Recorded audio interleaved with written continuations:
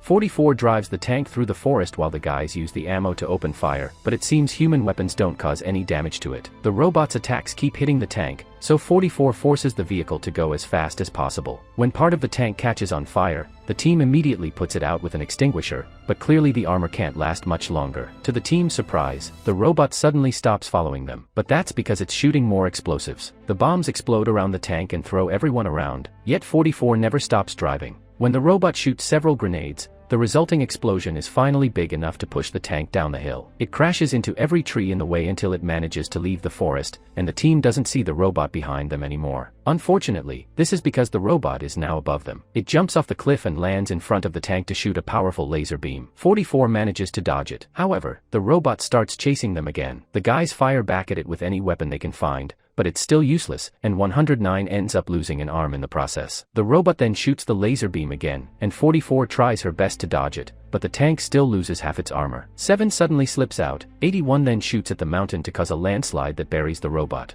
At that moment, the tank explodes. Another nightmare shows the brothers on the ground and 81 hearing his sibling telling him not to quit. Then 81 wakes up and searches the area. Unfortunately, everyone has been burned to death and he's the only survivor. Seeing some sparks on the rocks, 81 rushes to move them to look for the robot, but he only finds one of its arms. When he turns around, he sees the rest of the robot sending a signal to space. Afterward, 81 runs to the road and finds 7 still on the stretcher. So, 81 runs away with 7.